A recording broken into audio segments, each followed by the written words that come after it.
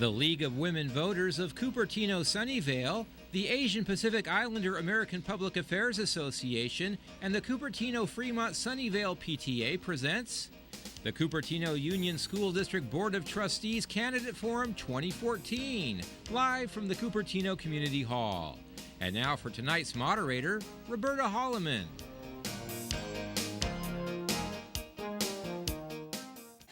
Hello. Welcome to this forum for candidates for the Cupertino Union District School Board. This forum is sponsored by the League of Women Voters and the Asian Pacific Islander American Public Affairs, APAPA, and the Cupertino Fremont Sunnyvale Council of Parent Teachers Association, PTA. The League works to promote political responsibility through informed and active participation of citizens in government. The sponsoring organizations are nonpartisan and do not support or oppose any political party or candidate. I'm Roberta Holloman, a member of the League of Women Voters, and I will be the moderator tonight. In this contest, you get to vote for 3 candidates. All 4 candidates for this office will be participating this evening. We have seated them in the order in which they appear on the ballot. So first, next to me, we have Kristen Lin. Then we have Soma McCandless, Chris Zhang, and Anjali Kausar. Candidates have agreed to the ground rules for the forum, which include a time limit of 1.5 minutes for opening statements, 1.5 minutes for answers to questions, and a 1-minute limit on closing statements. Timers are in the center of the front row where you can see them and I can see them, and they will give you a 15-minute warning before the end of your time. And Seconds? Thank you. 15 seconds, much better. And a stop sign when your time has expired. We have solicited questions for the candidates from the public via email and in advance of tonight's forum, and a team of League members are used to look at the questions and consider which questions are asked the most often. We will also take questions from the audience, so if you have a question you want to ask, raise your hand. We have 2 people here and here who will pass out cards and pencils for you to write your question. When you have finished writing it, hold up your card and they will collect it from you and give it to our question sorters. We have question sorters so that we can avoid duplication of questions and also make sure that they are understandable. Candidate literature is on a table out in the lobby. You can pick it up when you leave. The candidates have agreed to the forum to be recorded and is being broadcast live. Neither candidates nor their campaigns may use recorded segments of the forum for campaign purposes. The League of Women Voters discourages any recording for a purpose other than presenting the forum in the whole and unedited. The first question will be asked of candidates in the order in which they are seated, and then the second question will start with the second candidate, and we'll go on like that. So please silence your mobile devices, and we can begin as soon as I get my questions.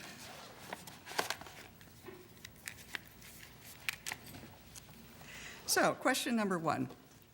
How have your past experiences prepared you Are we going to introduce ourselves?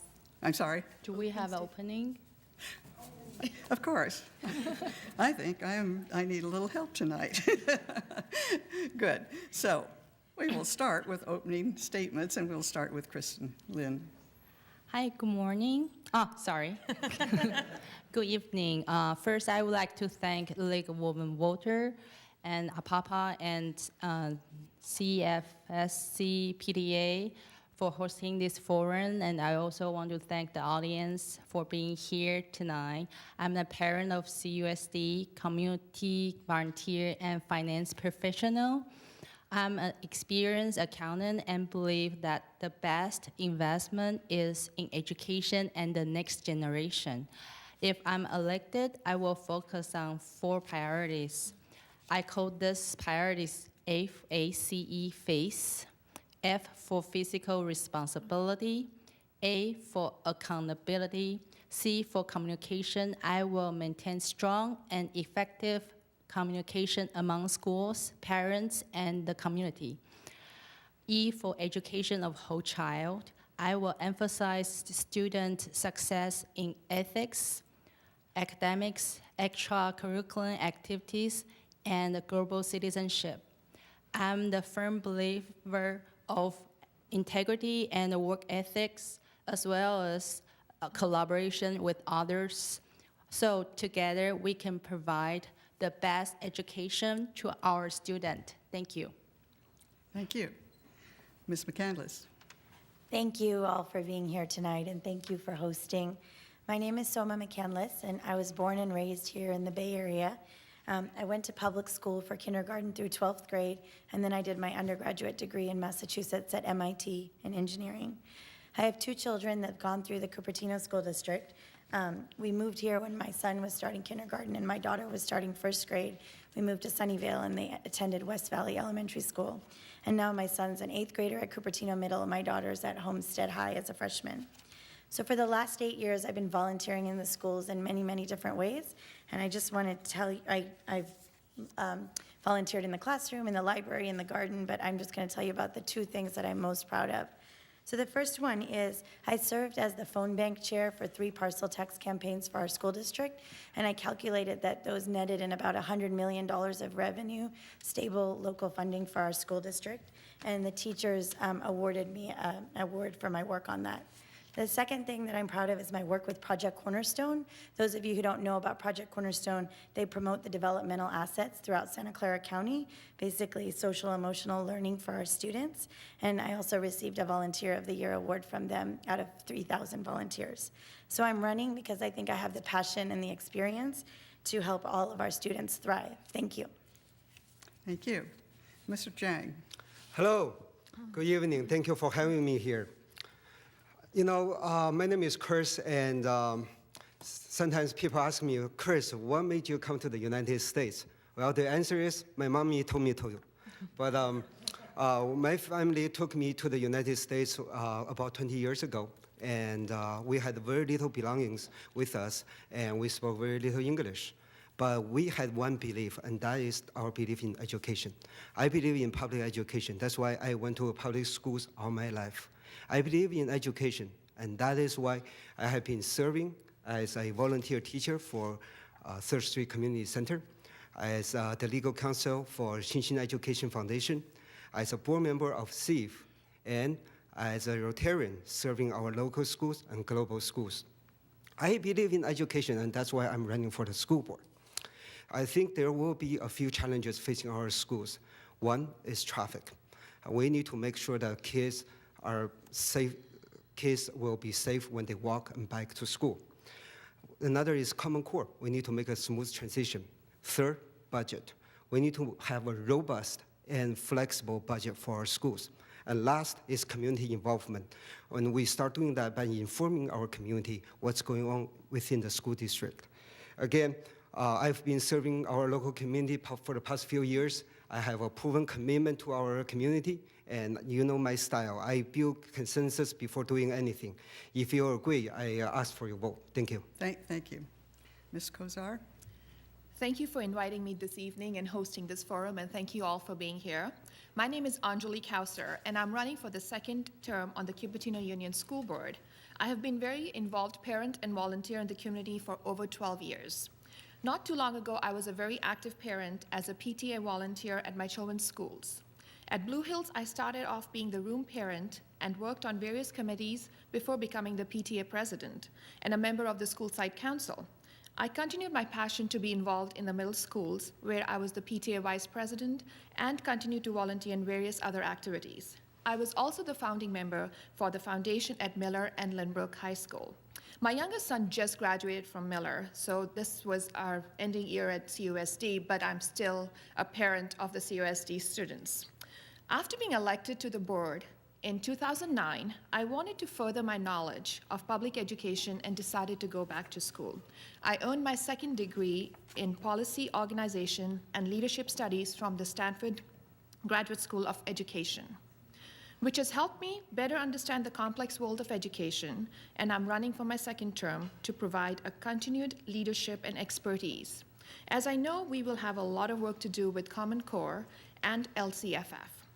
Also, we will have 2 new members joining our board, and I want to be there to help them learn the complex system and to continue working with my existing board members to make our district the best it can be in all aspects for our students, teachers, staff, and the community. Thank you. Okay, now we can go to the questions. So the first question, and I will start with you, Kristen Lynn, okay? How have your past experiences prepared you to fulfill this new role?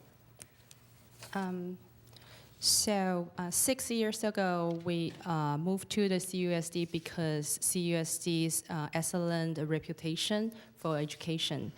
So I also the volunteer for the past 15 years, particularly serve on child-related project since 2009.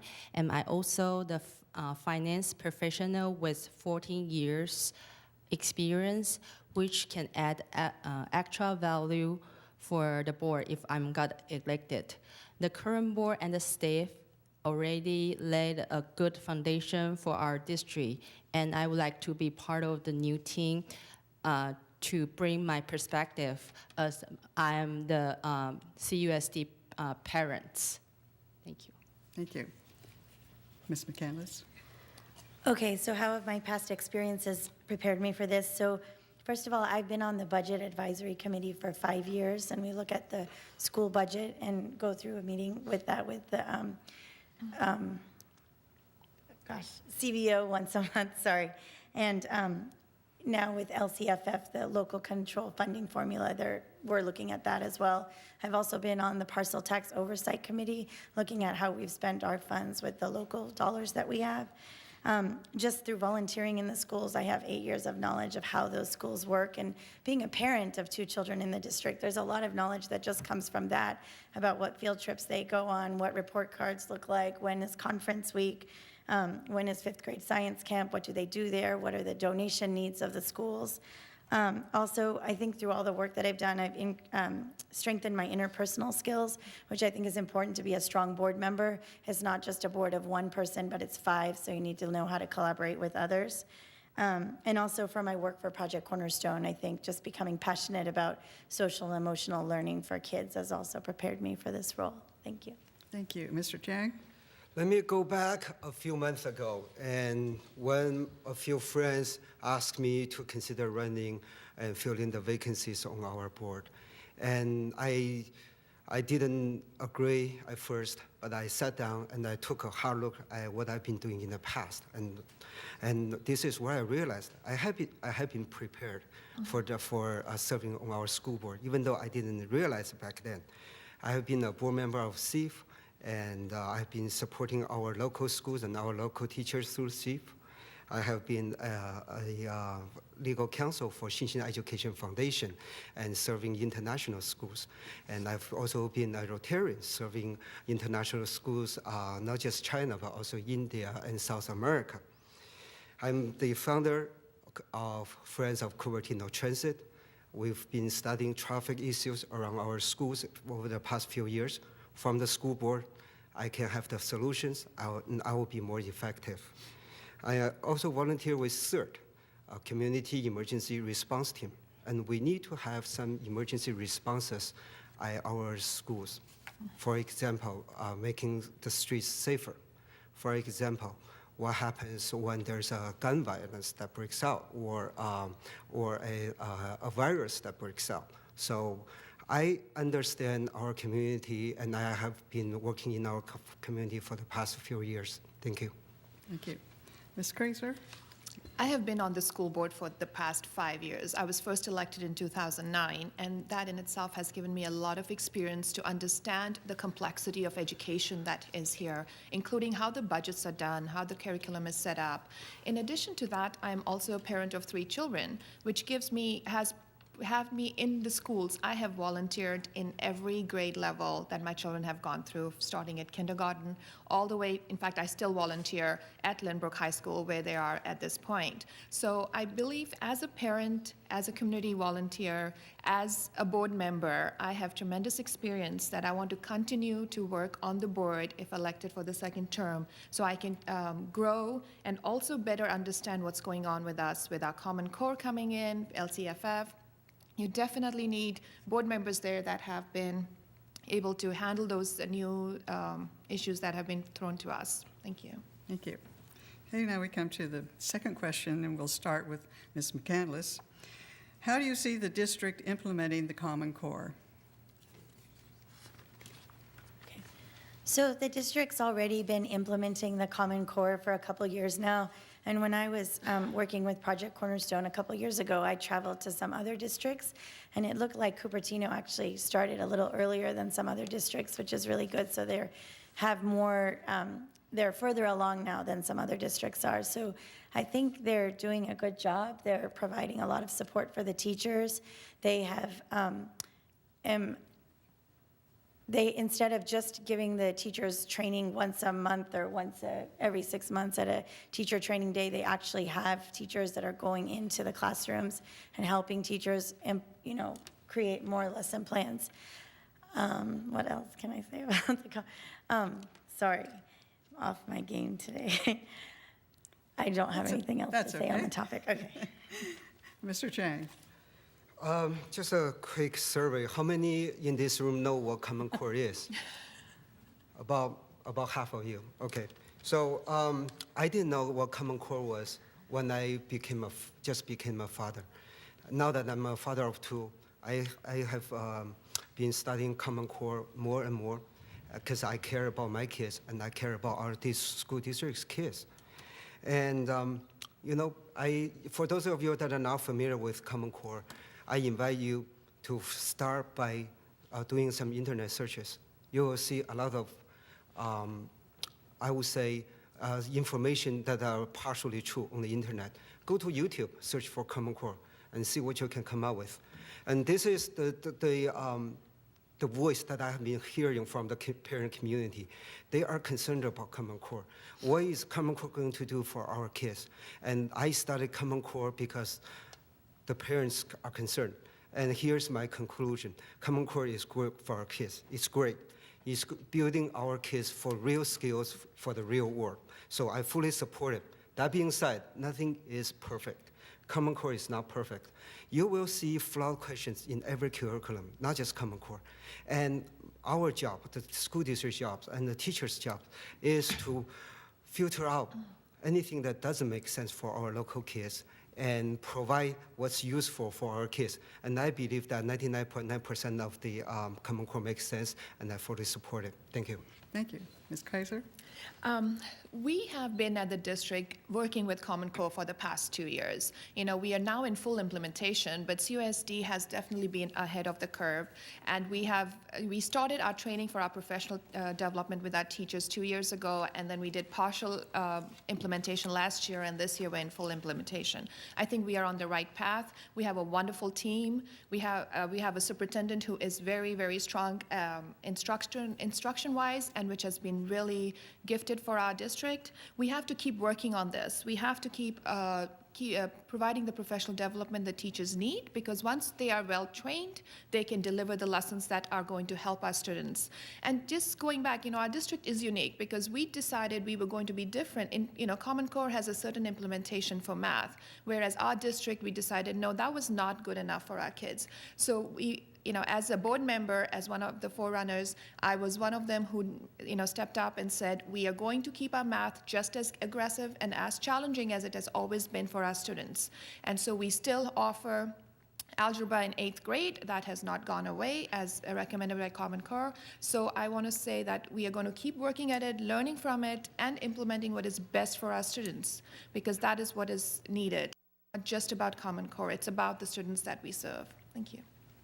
Ms. Lin? Hi, I have done some background homework about Common Core. Common Core's goal is integrate 21st century skills, what's called the 4 Cs: critical thinking and problem solving, communication, collaboration, and creativity and innovation. On top of that, the new 3 R's in education, respect, responsibility, and relationship, are also very important. Common Core in itself is a fabulous idea of bettering our child to become a whole child. The issue that our kids, our parents, and educators are facing aren't about whether Common Core is good or bad. Instead, the issue is about the difficulty we experience in adapting the education reform. So to help the transition, we should work on some of my FACE priorities. F for physical responsibility. I will ensure we have enough resource to be able to implement the program. My financial background will for sure to add actual value to the board. And A for accountability. It is very important to continue provide professional development for teachers regarding Common Core transition so our students can be benefit directly. And C for communication. We should maintain the strong and effective communication among all the stakeholders so everyone is on board and had the same goal to make sure all the students can be successful during the transition. Thank you. Thank you. And now for question number 3. What are your feelings about the mainstreaming of the ELL students? Oh, no, wait, let me start over again. What are your feelings about how the mainstreaming of the ELL students was handled, and your feelings on the same for special ed? And we're going to start with Mr. Zhang. Wow, this question has some personal significance for me because I was an ELL student when I first came to this country, and it was not easy. But I went to Arcadia High School, and the school gave me so much support that led me to where I am today. So I believe that ELL and special needs is a very important components of our public education. With LCFF taking hold, now we'll have hopefully enough funding to provide the fundings for these programs. Now the real issue here is budget. Now Joe Lucy, board member Joe Lucy, has been spearheading the effort along with the other board members, and I fully support it. We need to have a robust budget for our schools so we can pay for these programs. When Sacramento is low on money, what are we going to do? So we need to have a rainy day fund, and so that we can continue these programs. Thank you. Thank you. Ms. Kausar? You know, this year was our first year where we moved all our ELL students into their neighborhood schools. And I think that was a great decision we made because having the kids be part of the mainstream helps them learn English faster and converse faster than if they were not.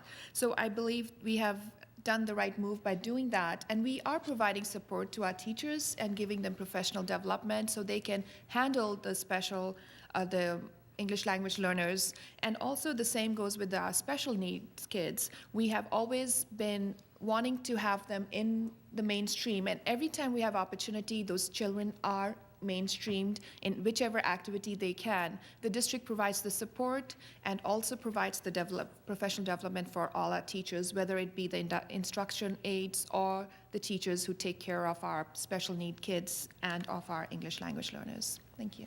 Thank you. Ms. Lin? Firstly, the state aid had a 20% and 50% additional funding for education English language learner, and so I think that's good. And regarding the special programs, CUSD has an excellent reputation in terms of offering instruction appropriate to diverse educational ability of all the students.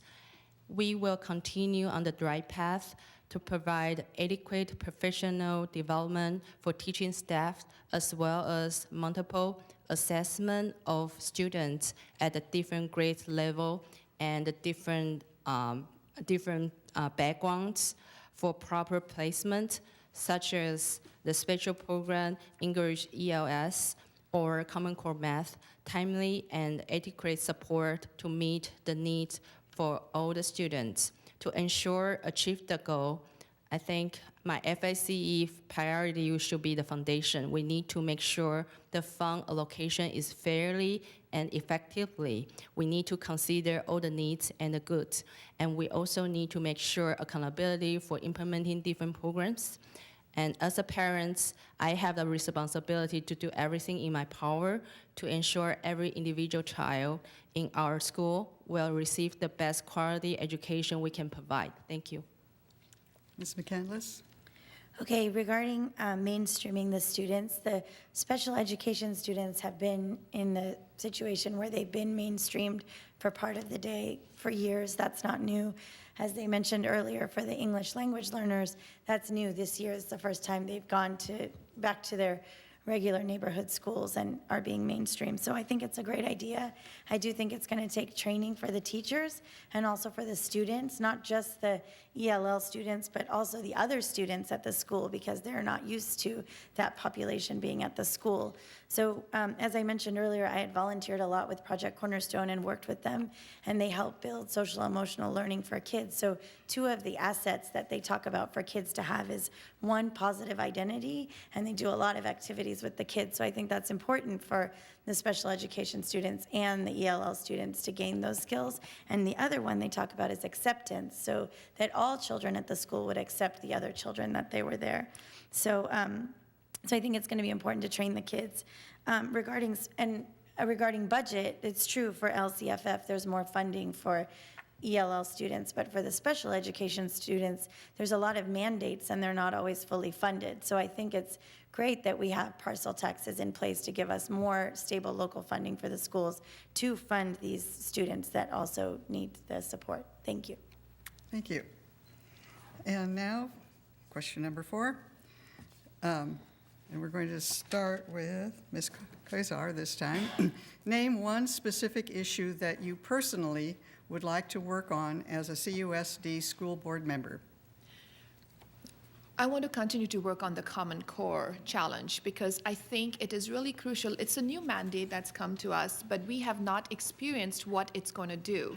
And so we have to really watch it very carefully and see what are the aspects of Common Core that are good for our kids and what are the aspects that we are losing. It is a curriculum that it goes, they always say it's deep and not as wide, so we need, which is a great thing. However, if we don't watch it carefully, don't make sure that every aspect of it is benefiting our kids, it's not going to be good, because we don't want to decrease the challenges our kids have. We want to make sure that they're just as challenged as they were before, and we're not what people call watering down the curriculum. That is not the goal at all. I want to make sure that it is just as effective and good for all the kids, and watch it really carefully. Thank you. Thank you. Ms. Lin? I think the most challenging I want to focus on is the students' overflow.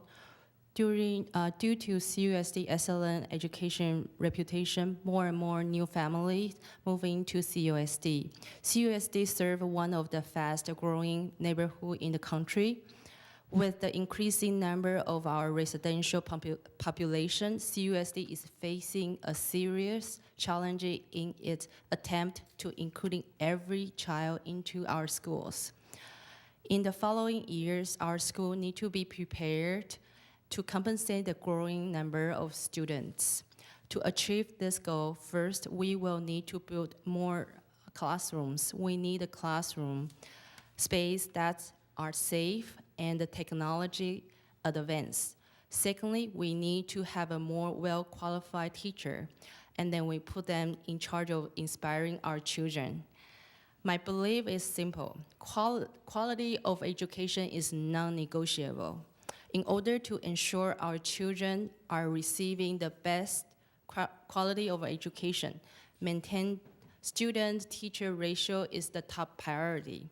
I will do whatever is necessary to achieve this goal and make sure our school is not compromised when the challenge is present. Thank you.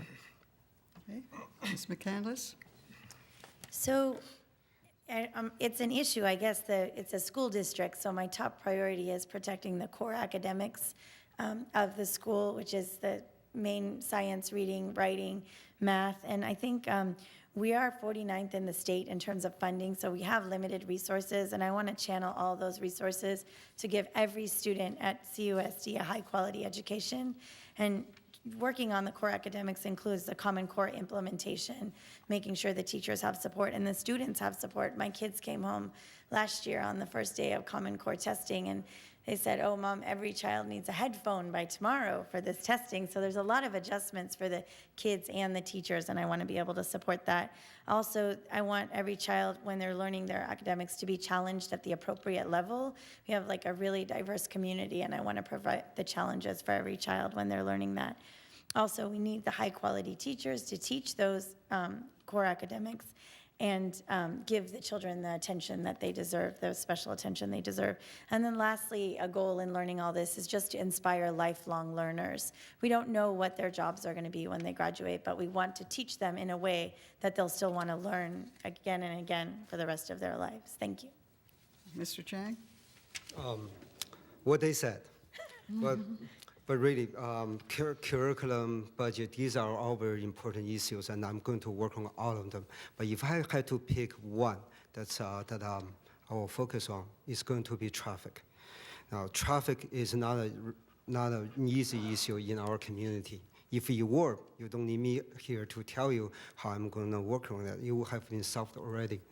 But over the past few years, I have been working with neighbors and friends, and we started the organization Friends of Cupertino Transit, and we have been studying different solutions to reduce the traffic around our schools and around our community. Now, we have a plan. Now, the first one is a community bus. A community bus will be able to serve our local schools, the senior homes, and the neighbors. The other is we need to make it safer for kids to walk back to school. Now, if it's not safer, they're not going to do it. So, how are we going to do it? We're going to give the dangerous drivers a harsh penalty, and we're going to remind the drivers. We'll put up signs and make sure that they will slow down for our schools. Another is shuttles. We are exploring partnering with other community stakeholders to make sure that we can hopefully use some of the resources that are already available in our community to solve the traffic issues. Thank you. Thank you. Okay, everyone's answered, right? Sometimes I forget someone, so you have to call me on it. So now we're going to next question.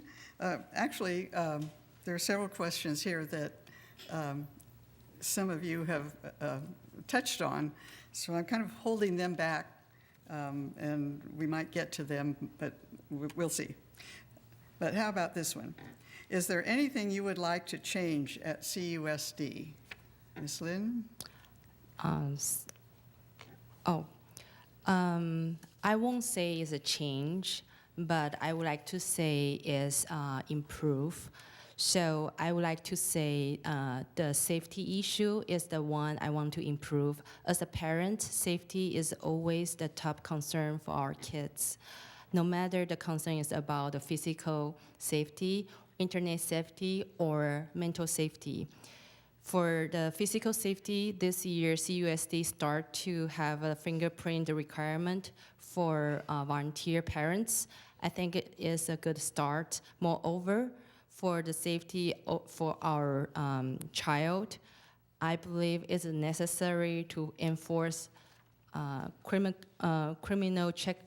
background checks for our district employees.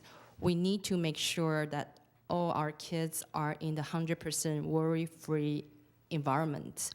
And I also want to emphasize, moreover, we need to bring the conversation on the cyberbullying on the table. Along with our educator, kids, and the parents, we will explore the method to anti-cyberbullying and protect internet privacy and assistance to the children who become the victim for cyberbullying. And also, we also need to improve the mental health. Thank you. Very good. Ms. McCandless. I think if there's one thing that I'd like to change, I guess it's just a dream, but is to change the budget instability. It's always a strain for our school district.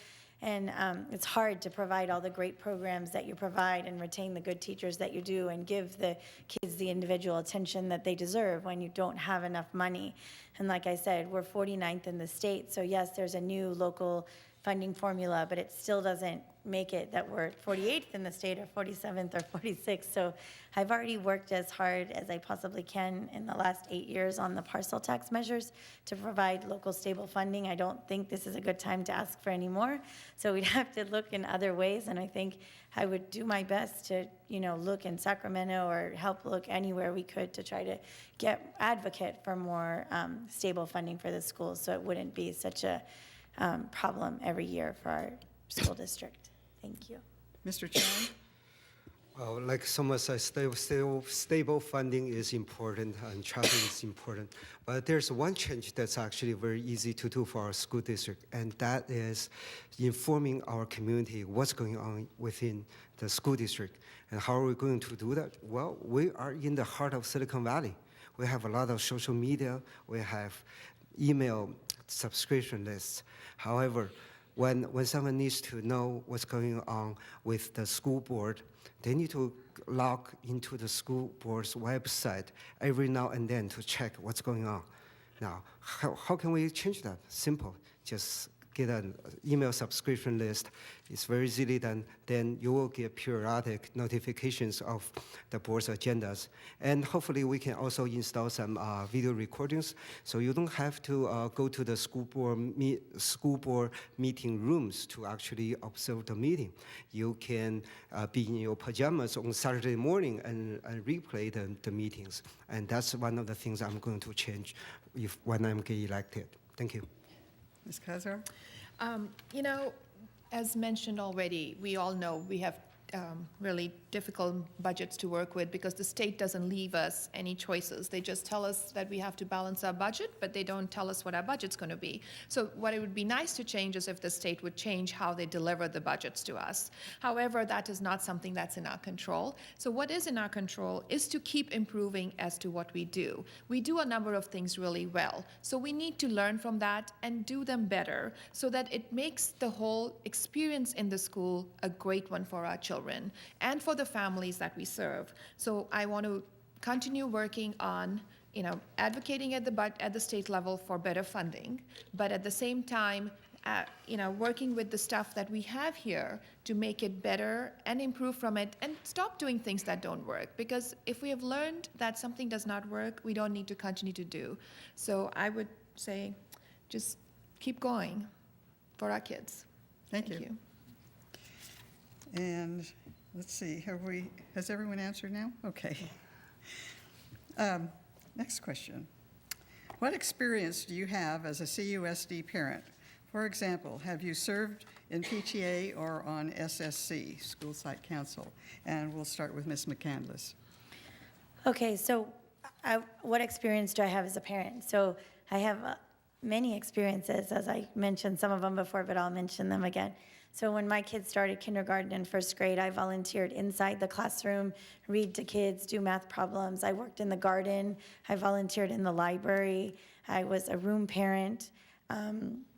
I helped with the walkathon, trying to remember everything. And then I did join the school site council when my children were in 4th grade, and I was the chairwoman of the school site council. And for those of you who don't know what the school site council is, it's a body that uses some funds from the district, slip dollars, to decide locally how to use that money from the state for each school.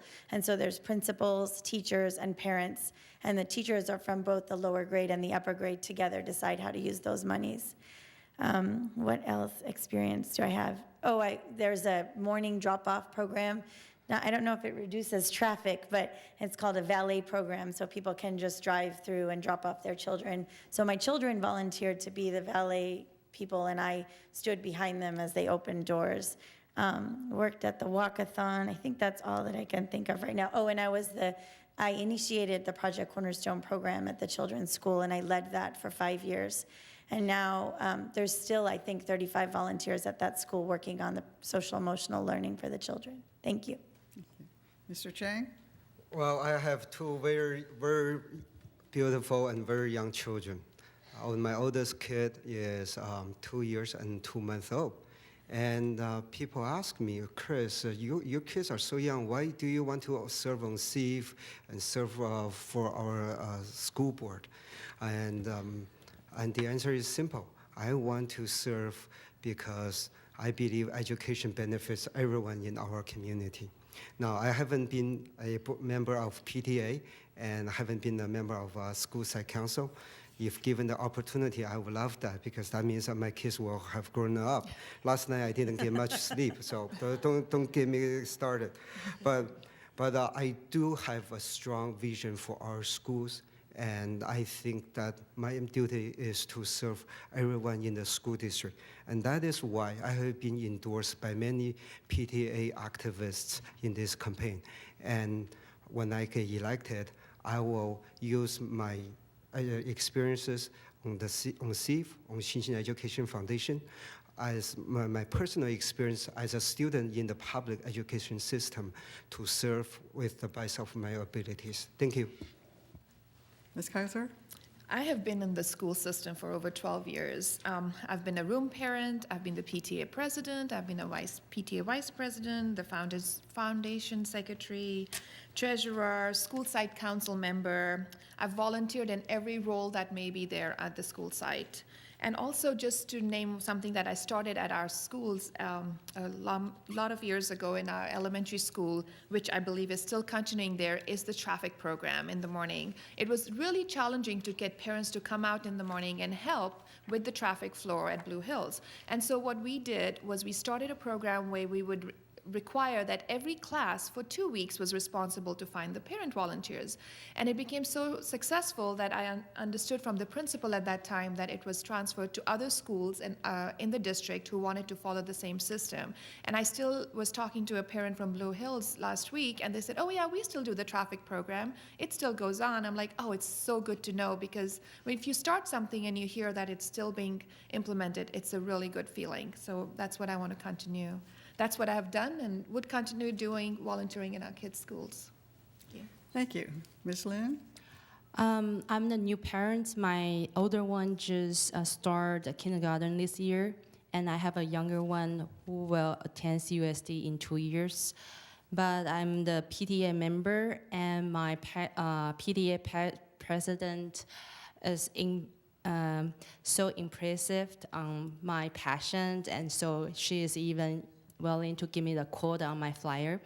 And so basically, just in the couple, within 2 or 3 months start from the school year, I have done the book fair, membership drive, ice cream social, and bike rodeo, and I also the room parents. And I also be the mystery reader for the classroom, and I also the shopping parents, and I also helping to check their homework. And also, I'm the field trip helper. Outside school, I also the Sunday school teacher. And since 2011, my husband and I found a private foundation particularly serve the underprivileged kids, and also I'm the helper for the Chinese school. So I have 15 years volunteer experience. That's it. Thank you. Thank you. I do let you finish your sentences. The high school district has an increasing student population. Is this the case for CUSD? If so, how would you address this increase in student population? And we'll start with Mr. Chang. Over the past few years, there has been a growth in our school district, the CUSD school district, but the growth is slowing down. Uh, that's not necessarily a good sign because the growth has been concentrated in some schools, whereas in some other schools we have been seeing some decline.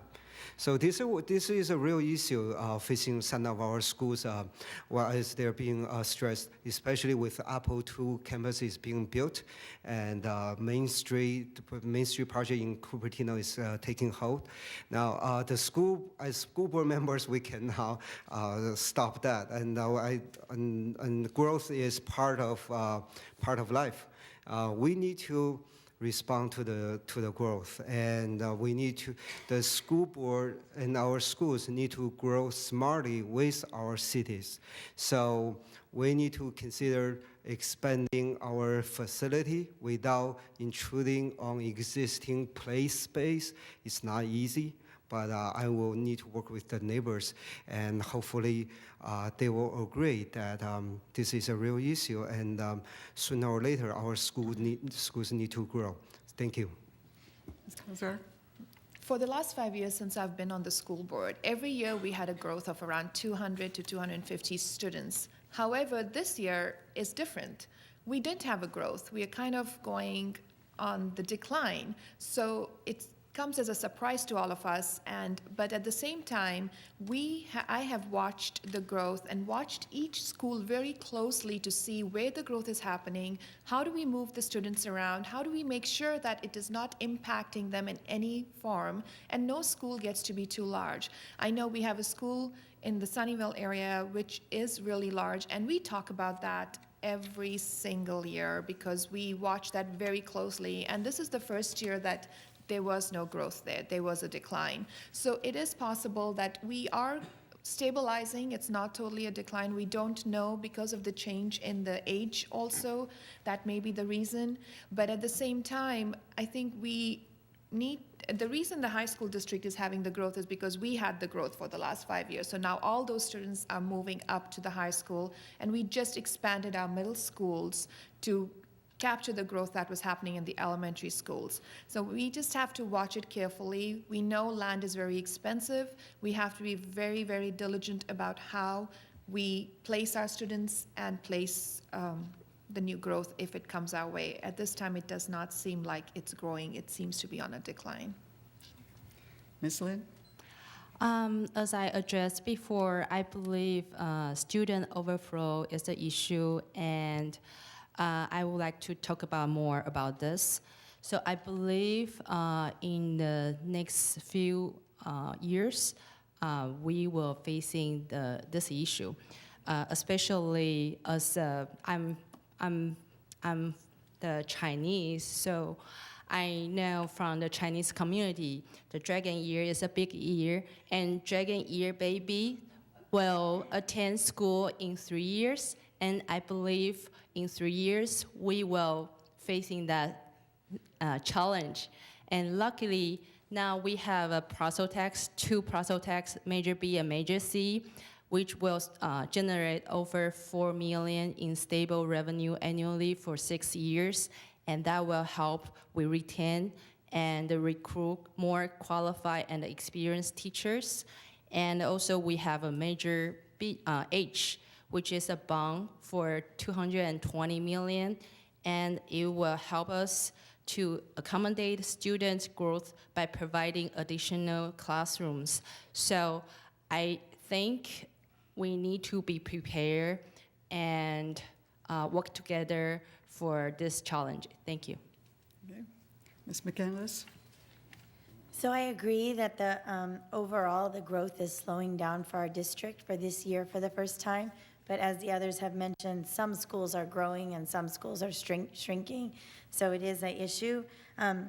We did pass a bond a couple years ago, and I was on the steering committee for that bond for 220 million, I think Kristen said, that is helping us build our schools and build the infrastructure.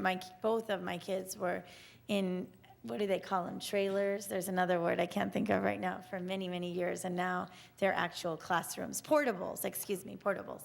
So, and those aren't as fun for the teachers or the students, so it's nice to see real classrooms going in. And at Cupertino Middle, if anyone has a chance, it's practically a brand-new school, and it's beautiful. That's coming from the bond money. I'm not on the school board right now, so I don't know the reasoning for doing this, but recently some schools have a full-day kindergarten program. Another one at DeVargas, they started the STEM program. So I think the school district is doing things to attract families to some of the schools that might be having less population, so that they can even out the population among the schools in the district. So I think it is a challenge, and I think the district is addressing it, and I'd like to continue to work on that. Thank you. Thank you. Mr. Zhang? I've already spoken. Thank you. I would be happy to take one more minute. Usually I forget someone. I don't call on someone twice. Okay. So, yes, I believe that was question 7, and you spoke first. So this question is going to go to Ms. Kausar. The state is restoring schools' ADA funding to 2008 levels. How would you use this funding that comes to Cupertino? That's the first time I've heard that the state's restoring it to 2008 levels. I haven't heard that before.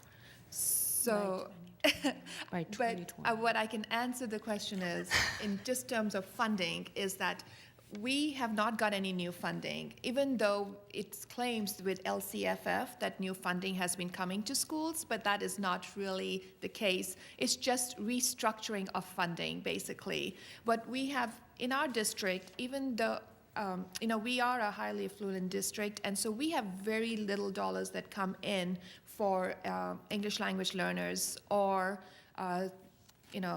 low-income kids. And for that reason, we really worked hard. We advocated at CSBA level, and we are lucky to have the president of CSBA as one of our board members, that we were able to strongly advocate and increase the base level for the funding so that we could get some more funding in our district.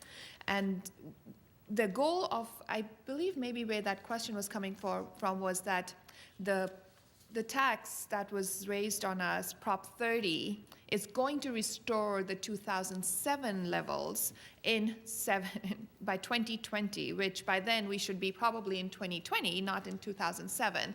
So what the state does is just gives you all these new numbers to work with, and they make the public believe that we have funding and we got new dollars, which is absolutely incorrect. We do not have any new dollars. We just work smartly with the money that we receive.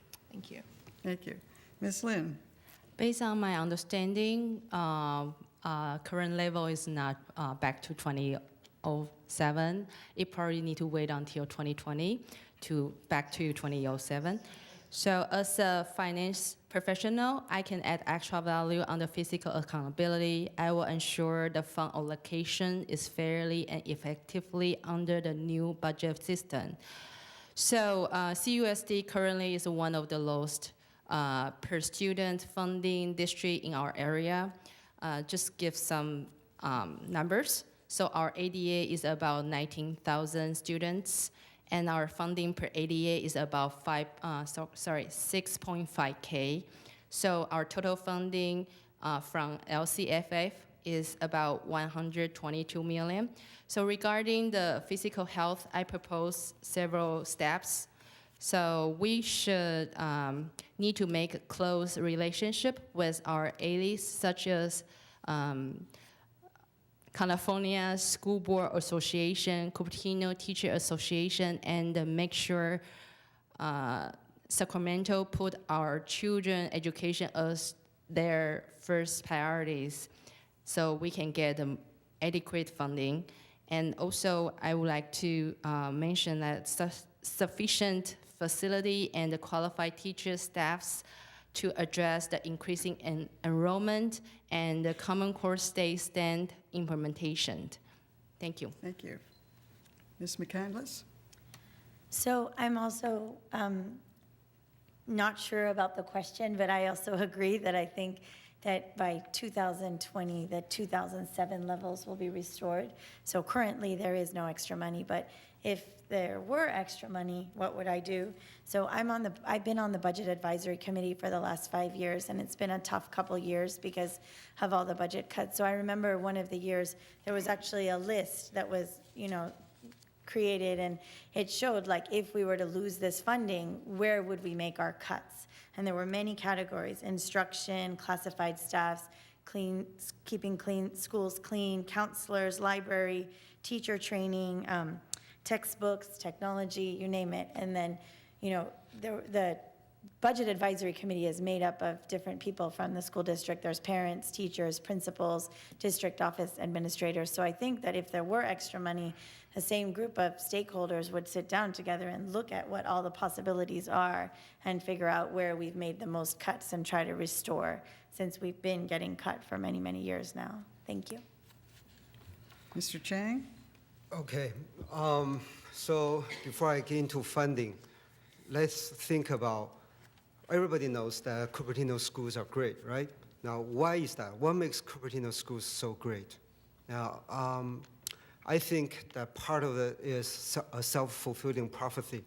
We have good schools, so good students come here, and it repeats itself. It's like a catch-22 chicken and egg problem.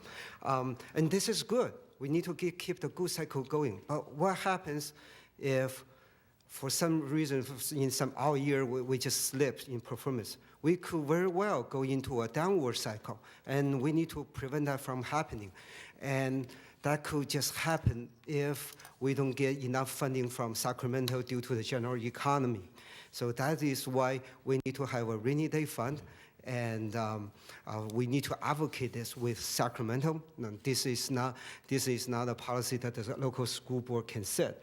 But I have been working with state lawmakers on many issues, such as ICA 5. So I will use my experience at the state level advocacy to advocate for more flexible funding for our schools, so we'll have a stable funding. Whether it's a good year or a bad year, our schools will remain great. Thank you. And now I've lost my card that tells me who has been answering these questions. I am the one. We're through. Oh, you haven't. Let's see. We started this No, one. we all Yeah. have answered it. But have you answered the question? No, I will be the first one. For the with next this question. Yes. All right, thank you, thank you. Okay, so the next question. Some of you have addressed this already, but I think it'd be good for the audience to be able to hear all four of you talk about it. What would you do to improve traffic congestion at schools? Traffic congestion. Traffic congestion. So I think, so back to my FACE, I think there are a couple of methodology to improve it. First, maybe we can communicate with among schools, and so each schools we can have different start time, so it will help a little bit on the traffic, and also we may set up the more safer road and have a more guide to improve the safety. And also we may be able to encourage the students or the parents can walk or bike to school, of course, under the safety environment and instead of driving. Thank you. Ms. McCandless? So traffic issues are complicated problems since, well, we all know traffic is complicated, but also because we have schools in so many different cities. As you know, Cupertino School District is not only in Cupertino, but Los Altos, Saratoga, San Jose, Sunnyvale. So we have to partner with multiple cities in order to find a resolution. The issue is really bad, but it is in the mornings and afternoons during that commute time, so that's something to consider. It's a few minutes a day. My main priority is the safety of the students. So I would look into what exactly are the issues happening to our students. My son and daughter are in Sunnyvale at Cupertino Middle and Homestead High, and there often is the crossing guards are missing, and people are trying to figure out, is that the school, is that the city? So I think, and it's the city, so we need to work more with the city to make sure those crossing guards are there for the students. And I'm welcome working with the city on that. That's part of what our job is as the board, is to collaborate with a lot of different partners. I volunteered for Safe Routes to School, which is encouraging kids to walk to school or roll to school, and you just stand outside and cheer on kids that are doing those things. So I think that's a great program. One thing that I haven't seen happen that I would like to see is encourage more parents to carpool. And I've seen a lot of families, they're just not in the habit of doing that. So maybe some more parent education on how to find a carpool and how to carpool with other parents would be useful. Thank you. Mr. Chang? The first thing I can tell you is that it's not easy. Like I said, if it were easy, we wouldn't be talking about it today. There are many able people on the City Council, Planning Commission, Parks and Rec Commission. They do have solved it. But this is what I learned for over my past experiences working to reduce traffic around our community. We've talked with City Council members, Planning, Parks and Rec Commission members, VTA, nonprofits, and parents, and really needs the whole community to get a momentum going. Now, here's my plan. First, we need to make it safer for kids to bike and walk to school. If they don't feel safe, they're not going to walk or bike. Now, how do we make them safe? Like I said, more strict enforcement of the rules, and study the roads and make sure and see where the danger spots are, and find out and address them. Another one is there's a walk 1 week, as you may have heard. Well, why is it 1 week? Why not walk 1 year? I mean, I walked and biked to school when I was a kid, and it worked out fine. The other is we need to work with many other governments and agencies, like I mentioned, City Council, De Anza College. Now, we need to schedule the major road repairs when schools are not in session. And to me, this is very common sense, and I will advocate that when I'm a school board member. Thank you.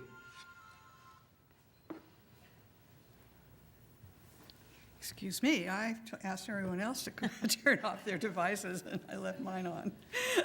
Ms. Kausar. A lot of it has already been answered by everybody on the panel, but it always goes back to the safety of our students, and we have to encourage walking and biking to school. And one thing that we have to remember, just as mentioned before, is that we really serve 6 cities in our district. We are a large school district, and so we have to work with 6 different city councils and city staffs in order to make sure that we get crossing guards or not get crossing guards in the budgets. And what's amazing is majority of our cities provide that, but there are a couple that do not. And so we have to look at it differently. We have to be creative, and we have to develop that safety piece in there every time we look at every school. And I don't think there can be a solution, a district-wide solution, because of the fact that each of our cities, we serve so many cities, so all our schools are located in different cities, and we'll have to work with those local populations in local areas to figure out what works best. There are some places where they cannot really walk because there are no sidewalks. And so it gets to be a concern. You want to encourage walking, but because of lack of sidewalks, it is difficult for parents to say, yes, my kids will walk to school. And so as looking at that, I think one at a time as we work through it, there are solutions that have come. There's a wonderful program that was started by the Teen Commission in Cupertino, which they called WOW, which was mentioned by Chris, Walk to School Week. But at the same time, we have always done Walk to School Weeks in all the schools. Thank you. Thank you. Now we come to time for closing statements, and we will do this in the reverse order of the opening statements, and you have 1 minute to leave your final words with the audience. So we'll start with Ms. Kausar. Thank you. Thank you. As a mother of 3 children, I know the needs of the students and fully comprehend what this district is about. Whether they be high achievers or low performers, I want to be there for everyone. I always make my decision with one objective in mind, and that is what will be best for our students. Thus, in closing, I want to say that my ultimate goal of being on the school board is to ensure that our children have the best resources, opportunities, and overall education in the state. In order to achieve this, it is crucial we have physical stability, continual staff development, effective communication between the district and the families and the communities we serve. And so I ask for your support in my re-election to the Cupertino School Board. And thank you for your time and consideration. And please remember to vote Anjali Kausar on November 4th. Thank you. Mr. Chang. As you can see, we have some real issues facing our school or our very good schools over the next 8 or 12 years. Over the past few years, I have been working very hard to address some of these issues. We have worked out solutions. From the school board, I can be more effective and do more for you. I see the school board as a school board member as an elected volunteer. That's how it is. Now, I've been volunteering very hard in our community, and this will be an extension of my community service to you. I understand our community. I have a strong commitment to our community, and I have a proven style of building consensus and making things work. Now, if you agree with me, I humbly ask for your vote. My name is Chris. Thank you. Ms. McCandless. I'm an experienced parent and leader in the district, and over the last 8 years, by volunteering my time from the classroom to the Budget Advisory Committee, I've gained an understanding of what our students need, what our teachers need, and also what our parents need. I've been endorsed by the teachers of the Cupertino School District. This is a critical time for our students between the continuing budget uncertainties and also the implementation of the new Common Core standards. And the Common Core standards, for those of you who didn't know about it before, is one of the biggest challenges that our schools have seen in over a decade. I think our students need someone right now who can hit the ground running. So with your support, I can take my support of our students to the next level. So please vote for Soma McCandless, and if you want to hear more information or see more information, you can look at my website at electsoma.org. Thank you. Ms. Lynn. 6 years ago, my family moved to CUSD so that our $2 will receive the excellent education that CUSD offer. My older daughter just started kindergarten this year, and the next one will be attend CUSD in 2 years. I have a vast and long-term commitment to our school district to provide the best education for our students. I'm also have been volunteer for the past 15 years, particularly serve on child-related projects since 2009. I'm a finance professional with 14 years experience, which will add value to the board if I'm got elected. The current board and the staff had laid a good foundation for our school district. I would like to be part of the new team. I'm honored with your vote. My name is Kristen Penling. Please vote number 1 on the ballot. So, thank you. Thank you. Let's thank the candidates for being here and for running.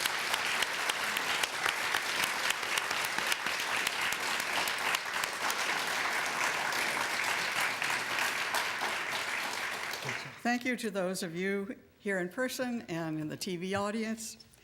We hope this has helped you to make a decision on the candidates you wish to vote for. Remember, you can vote for 3 candidates for Cupertino Union School District. I would also like to thank the volunteers from the League of Women Voters who are here helping.